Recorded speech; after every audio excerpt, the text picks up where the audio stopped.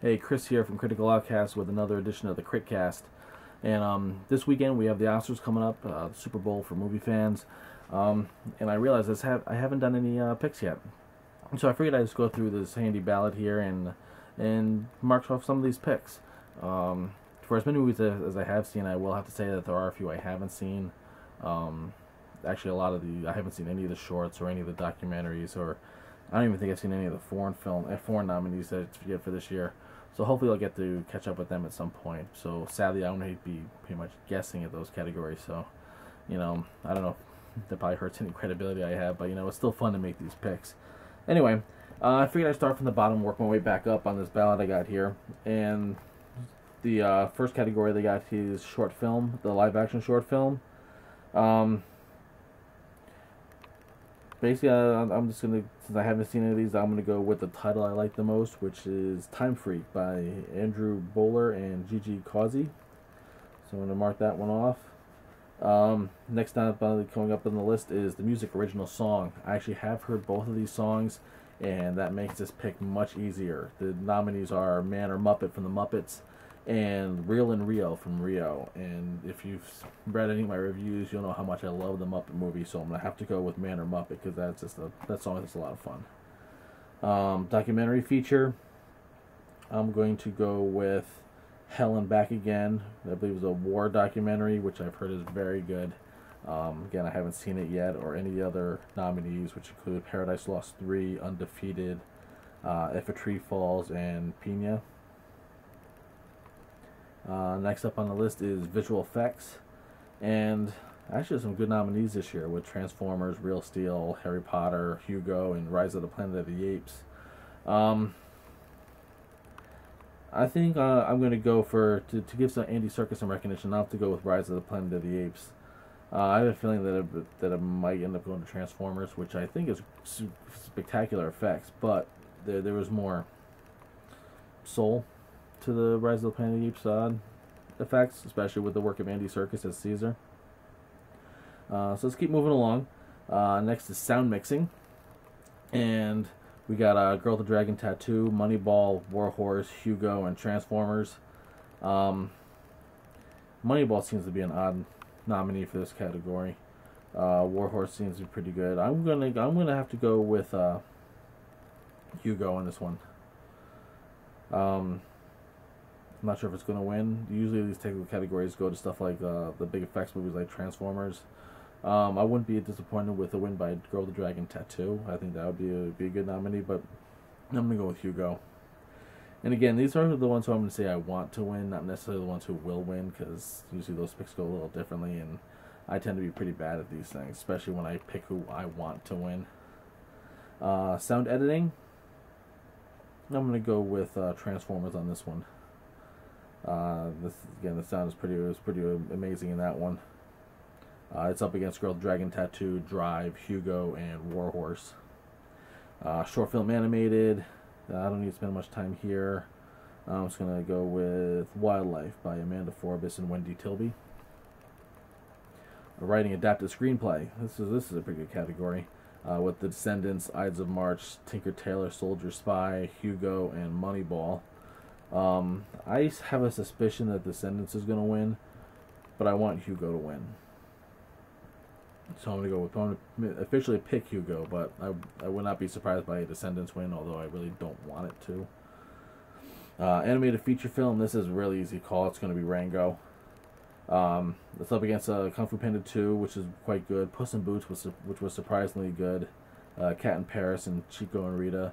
I think actually this is the first year with the animated feature now Oscar that Pixar hasn't been nominated. Cars 2 didn't make the cut, and it doesn't surprise me because it really wasn't a very good movie and probably my least favorite of all the Pixar films. Moving up, we have the foreign language film, which I'm going to go with unequivocally Iran's A Separation, which I have not seen, but what I have read about it on the trailers I have seen, it looks pretty fantastic. Moving along, documentary short. I don't need to spend a lot of time here. I'm going to go with, let's just say, Incident in New Baghdad by James Spion. I believe that's how you pronounce his name. Film editing. I'm gonna go with The Girl with the Dragon Tattoo. That was actually a pretty amazing editing work there. Really good weaving of the stories between the Daniel Craig part and the Rooney Mara part before they come together. And although the artist, I think, would be artist, and also Hugo would also probably be quite good. Be worthy nominees there, worthy winners. Cinematography. Oh, the artist, Hugo, Warhorse, Girl with the Dragon Tattoo, and Tree of Life. I think Tree of Life has a good shot at this, although again I wasn't that crazy about that film. Warhorse is beautifully shot, but it looks like a postcard. It doesn't really feel very genuine. Hugo would be good. Actually, I think I'm gonna go with the artist for cinematography. I wouldn't be disappointed if the Girl with the Dragon Tattoo won, but I'm gonna stick with the artist. Art direction, Hugo. Hugo? I'm not sure. Warhorse, artist, Harry Potter, then Part 2, and Midnight in Paris. Actually, I think this end up. I'm going to switch this. I'm going to go with the artist. I think the artist is going to be a big winner, the big winner of this award show. Not that it's not worthy of it. I mean, it's a wonderful film. Original screenplay. I'm going to say Midnight in Paris. That's up against A Separation, Margin Call, The Artist, and Bridesmaids. That I can say I wasn't expecting to see that one in there. I mean, that really was well written, but I'm surprised to see that as a nominee here. Anyway, Midnight in Paris is going to be my pick for the Woody Allen film. Costume design. Got W.E., Hugo, Anonymous, The Artist, and Jane Eyre. I know they generally like the period stuff, like the Jane Eyre type. I'm gonna go with Hugo in costume design. I think it's gonna be down between either Hugo or the artist for that. Makeup. Albert Nobbs, The Iron Lady, and Harry Potter.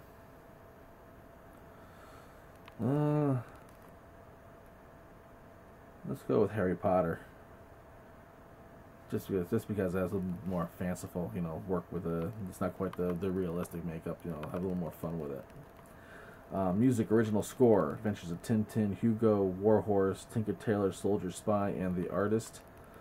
For me, it's going to be down between The Artist and Hugo. I'm going to go with The Artist.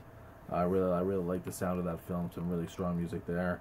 An overlooked entry here would have to be Trent Reznor and Atticus Ross's work for The Girl with the Dragon Tattoo, I think that score was fantastic, and I think that should have been among the nominees here. Actress in a supporting role: Berenice Bejo from The Artist, Melissa McCarthy for Bridesmaids, Octavia Spencer for The Help, Janet McTeer for Albert Nobbs, and Jessica Chastain for The Help. The momentum, you have to go with Octavia Spencer for The Help.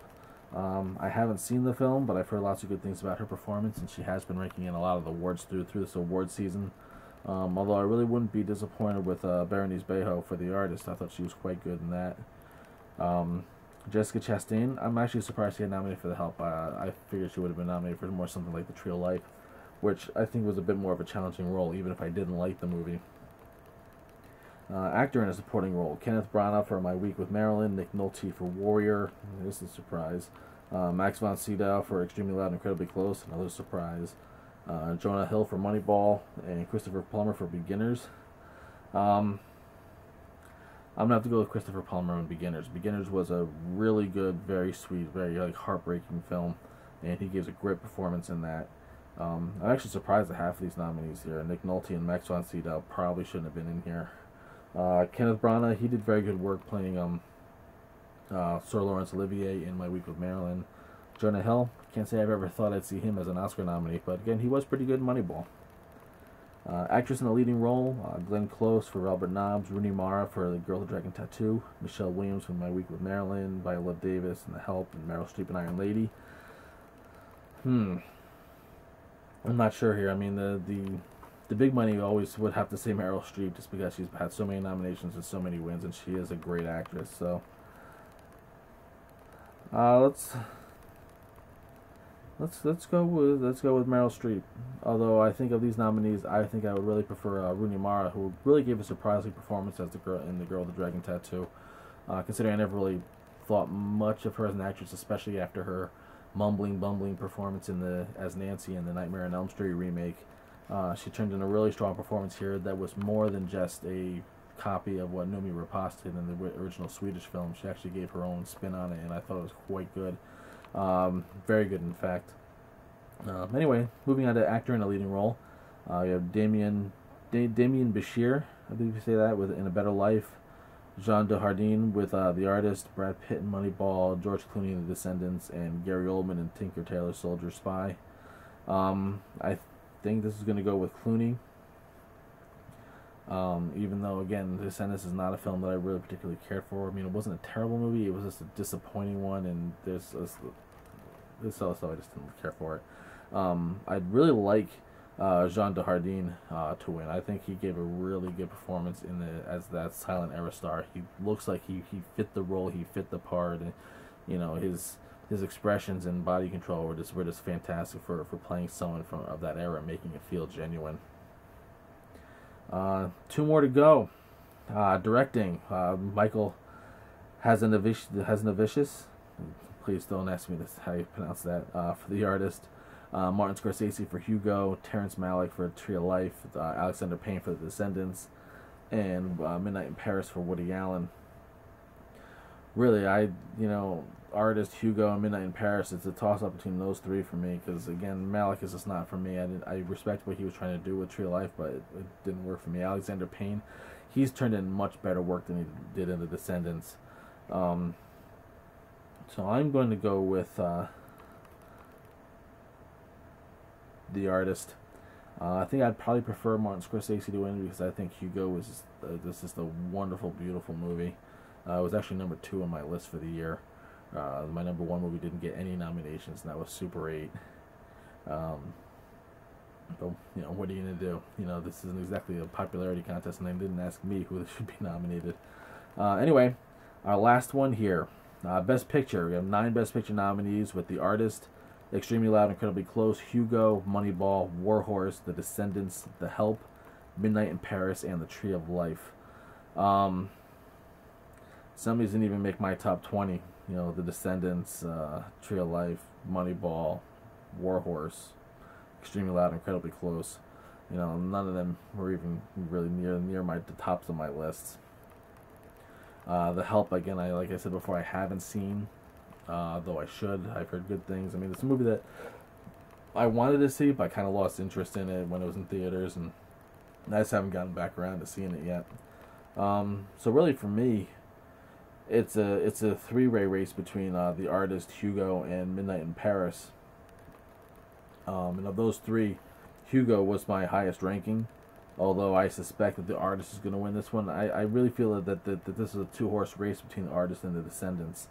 Although I guess there could be a couple of dark horses in there. I know there's a lot of love for Tree of Life out there. But The Artist is probably the best pure film here. Extremely Loud and Incredibly Close was a bit unrealistic and a little, it played too much in the emotions too much. I felt manipulated watching it. Same thing with War Horse. The horse's owner kid was annoying, and it was like a postcard. It didn't feel real. No one can play the sentimental card like Spielberg can, and he did as well as any better than anyone probably could with War Horse, but it just wasn't a great movie for me. The Descendants, I didn't really care for the way some of the characters were written as plot devices. Mainly that tag-along kid who seemed to be there for exactly just to move the plot along. It just annoyed me. Moneyball is a very good film. I really don't feel that it's best picture material. Tree of Life, again, didn't really do it for me. I'm actually disappointed that The Girl with the Dragon Tattoo wasn't nominated. I'm disappointed that Super 8 wasn't nominated. But again, they didn't ask me who should be nominated, and generally my taste in film differs a bit from the Academy. So, what can I say? People just probably won't like a lot of the movies that I enjoy. I mean, Super 8 was my number 1 movie of the year.